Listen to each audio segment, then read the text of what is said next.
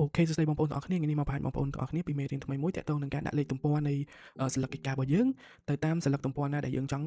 ដាក់លេខទំព័រអញ្ចឹងនៅក្នុង Microsoft Word របស់ខ្ញុំដែលបានបង្ហាញបងប្អូននេះគឺខ្ញុំមានសន្លឹកកិច្ចការចំនួន6សន្លឹកកិច្ចការដែលសន្លឹកកិច្ចការទី1គឺមានឈ្មោះថា cover ដែលក្នុង cover នេះគឺខ្ញុំអត់ចង់បានលេខទំព័រទេបន្ទាប់មកគឺសន្លឹកកិច្ចការមាតិកាសន្លឹកកិច្ចការមាតិកានេះគឺខ្ញុំអត់ចង់បានលេខទំព័រដូចគ្នាហើយសន្លឹកកិច្ចការទី3គឺមានលេខទំព័រលេខ1សន្លឹកកិច្ចការទី4ខ្ញុំចង់បានលេខទំព័រលេខ2ហើយសន្លឹកកិច្ចការទី5ខ្ញុំចង់បានលេខទំព័រលេខ3បន្ទាប់មកសន្លឹកកិច្ចការទី6ខ្ញុំចង់បានលេខទំព័រលេខ4អញ្ចឹងដើម្បីដាក់លេខទំព័របានបងប្អូន scroll មកលើទាំងអស់មក scroll មកសន្លឹកកិច្ចការដំបូងរបស់យើងមកអូខេបន្ទាប់មកខ្ញុំចូលពាក្យថា insert អូខេបន្ទាប់ពីចូល insert មកបងប្អូនមកមើលពាក្យថា page number ហើយយកពាក្យថា bottom of page អញ្ចឹងកន្លែង bottom of page ហ្នឹងគឺមានន័យថាយើងចង់ដាក់សន្លឹកលេខទំព័រនៅខាងក្រោមនេះខាងក្រោមនេះអញ្ចឹងណាអញ្ចឹងខ្ញុំយក bottom of page មកបន្ទាប់មកខ្ញុំយកលេខទំព័រណាមួយដែលខ្ញុំចង់បានអញ្ចឹងយកលេខទំព័រនេះចុះអូខេអញ្ចឹងលេខទំព័ររបស់ខ្ញុំបានហើយអញ្ចឹងខ្ញុំចុចលើផ្ទាំងសន្លឹកកិច្ចការរបស់យើងពីរដងមកអូខេអញ្ចឹងលេខទំព័រខ្ញុំបានហើយប៉ុន្តែលេខទំព័រហ្នឹងវាអត់ទៅតាមអីដែលខ្ញុំចង់បានអញ្ចឹងអីដែលខ្ញុំចង់បានគឺលេខទំព័រcover នេះគឺអត់មានលេខទំព័រទេហើយមេតិកានេះក៏ខ្ញុំអត់ចង់បានលេខទំព័រដែរអញ្ចឹងសន្លឹកកិច្ចការទី3នេះគឺខ្ញុំចង់បានលេខទំព័រចាប់ពីលេខ1មកហើយសន្លឹកកិច្ចការទី4នេះខ្ញុំចង់បានលេខទំព័រចាប់ពីលេខ2មកហើយសន្លឹកកិច្ចការទី5នេះខ្ញុំចង់បានលេខទំព័រចាប់ពីលេខ3មកហើយសន្លឹកកិច្ចការទី6នេះខ្ញុំចង់បានលេខទំព័រចាប់ពីលេខ4មកអូខេអញ្ចឹងដើម្បីធ្វើវាបានបងប្អូន scroll ទៅលើទាំងអស់មកបន្ទាប់មកបងប្អូនទៅសន្លឹកកិច្ចការណាមួយដែលបងប្អូនចង់ចាប់ផ្ដើមវាអញ្ចឹងណាឧទាហរណ៍ថាសន្លឹកកិច្ចការទី3នេះខ្ញុំចង់ចាប់ផ្ដើមពីលេខ1លេខទំព័រលេខ1អញ្ចឹងខ្ញុំចូលមកសន្លឹកកិច្ចការទី3របស់ខ្ញុំមកខាងមុខនេះចុចមកខាងមុខមក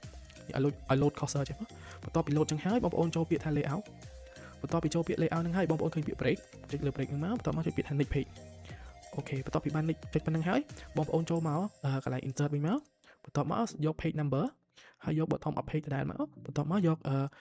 style ណាមួយដែលបងប្អូនចង់បានមកលេខទំព័រណាមួយដែលបងប្អូនចង់បានមកអញ្ចឹងចង់បានលេខទំព័រ style មួយនេះបន្ទាប់មកចុចលើហ្នឹងមកអូខេអញ្ចឹងវាបានមកដល់កន្លែងនេះហើយបានមកដល់កន្លែងនេះហើយបងប្អូននេះកន្លែងលេខទំព័រទី3នេះយើង select វាមកយើង select វាចេញមកអូខេបន្ទាប់មកយើងចូលពាក្យថា link to previous កន្លែងហ្នឹងយើងបាន select យកវាអញ្ចឹងយើងដោះវាចេញឲ្យវាចេញសណាពេលដែលយើង select វាចេញពណ៌ខ្មៅ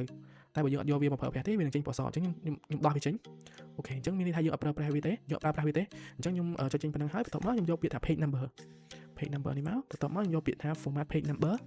បន្ទាប់មកកន្លែង start at នេះខ្ញុំយកលេខ1អូខេហើយចុចអូខេមកណាអូខេអញ្ចឹងមានន័យថាសន្លឹកកិច្ចការទី3របស់ខ្ញុំមានលេខទំព័រលេខ1ហើយសន្លឹកកិច្ចការទី4របស់ខ្ញុំមានលេខទំព័រលេខ2ហើយសន្លឹកកិច្ចការទី5របស់ខ្ញុំមានលេខទំព័រលេខ3ហើយសន្លឹកកិច្ចការទី6របស់ខ្ញុំមានលេខទំព័រលេខ4ហើយប៉ុន្តែសន្លឹកកិច្ចការ2ខាងលើ cover ហើយនឹងមេតិកានេះវានៅតែមានលេខទំព័រដដែលអញ្ចឹងដើម្បីលុបវាបានបងប្អូនលុបចុចលើវាលុបមកលុបអញ្ចឹងវានឹងបាត់ហើយលេខទំព័រដែលវា load មកមុនហ្នឹងគឺវាបាត់ហើយប៉ុន្តែលេខទំព័រដែលយើងបានដាក់ទំព័រពីមុនមកនេះលេខសន្លឹកកិច្ចការទី3នេះគឺនៅតែមានលេខទំព័រលេខ1ដដែលឃើញទេសន្លឹកកិច្ចការទី4លេខ2ដដែលសន្លឹកកិច្ចការទី6លេខទំព័រលេខ4ដដែលអូខេចឹងមកហើយដើម្បីចេញពីកន្លែងហ្នឹងបានយើងចុចលើផ្ទាំងសន្លឹកកិច្ចការយើងពីរដងមកអូខេអញ្ចឹងដាក់លេខទំព័រតាមទំព័រដែលយើងចង់បានឬក៏សន្លឹកកិច្ចការដែលយើងចង់បានសម្រាប់ហើយអញ្ចឹងទំព័រសន្លឹកកិច្ចការ cover របស់ខ្ញុំនេះវាអត់មានលេខទំព័រទេអញ្ចឹងវាត្រូវហើយមេតិកានេះក៏អត់មានលេខទំព័រដែរអញ្ចឹងត្រូវហើយសន្លឹកកិច្ចការទី3របស់ខ្ញុំនេះខ្ញុំចង់បានលេខទំព័រលេខ1ឃើញទេបាន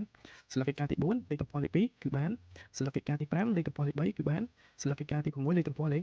4អូខេអញ្ចឹងតើតើនឹងការដាក់លេខទំព័រនិងដាក់លេខទំព័រហ្នឹងទៅតាមសន្លឹកកិច្ចការដែលយើងចង់បានមានតែប៉ុណ្្នឹងទេសម្រាប់បងប្អូនដែលមានចម្ងល់បងប្អូនអាច comment នៅខាងក្រោមវីដេអូនឹងបានហើយជួបគ្នានៅវីដេអូក្រោយអរគុណជម្រាបលាបងប្អូនទាំងអស់គ្នា